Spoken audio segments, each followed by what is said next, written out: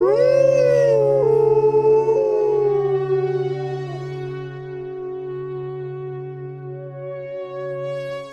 of the most exciting scientific findings of the past half-century has been the discovery of widespread trophic cascades. A trophic cascade is an ecological process which starts at the top of the food chain and tumbles all the way down to the bottom. And the classic example is what happened in the Yellowstone National Park in the United States when wolves were reintroduced in 1995.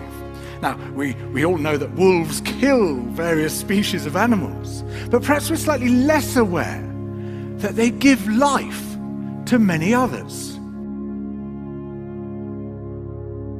Before the wolves turned up, they'd been absent for 70 years, that the numbers of deer, because there was nothing to hunt them, had built up and built up in the Yellowstone Park, and despite efforts by humans to control them, they'd managed to reduce much of the vegetation there to almost nothing. They'd just grazed it away. But as soon as the wolves arrived, even though they were few in number, they started to have the most remarkable effects. First, of course, they killed some of the deer, but that wasn't the major thing. Much more significantly, they radically changed the behavior of the deer. The deer started avoiding certain parts of the park, the places where they could be trapped most easily, particularly the valleys and the gorges. And immediately those places started to regenerate. In some areas, the height of the trees quintupled in just 6 years.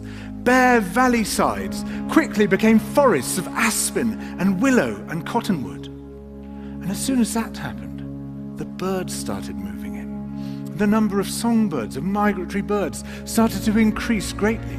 The number of beavers started to increase because beavers like to eat the trees. And beavers, like wolves, are ecosystem engineers. They create niches for other species. And the dams they built in the rivers provided habitats for otters and muskrats and ducks and fish and reptiles and amphibians. The wolves killed coyotes, and as a result of that, the number of rabbits and mice began to rise, which meant more hawks, more weasels, more foxes, more badgers. Ravens and bald eagles came down to feed on the carrion that the wolves had left. Bears fed on it too, and their population began to rise as well, partly also because there were more berries growing on the regenerating shrubs. And the bears reinforced the impact of the wolves by killing some of the calves of the deer. But here's where it gets really interesting. The wolves changed the behavior of the rivers. They began to meander less. There was less erosion, the channels narrowed, more pools formed, more riffle sections, all of which were great for wildlife habitats. The rivers changed in response to the wolves.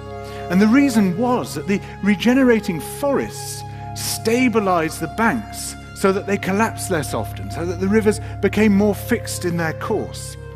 Similarly, by driving the deer out of some places and the vegetation recovering on the valley sides, there was less soil erosion because the vegetation stabilized that as well. So the wolves, small in number, transformed not just the ecosystem of the Yellowstone National Park, this huge area of land, but also its physical geography.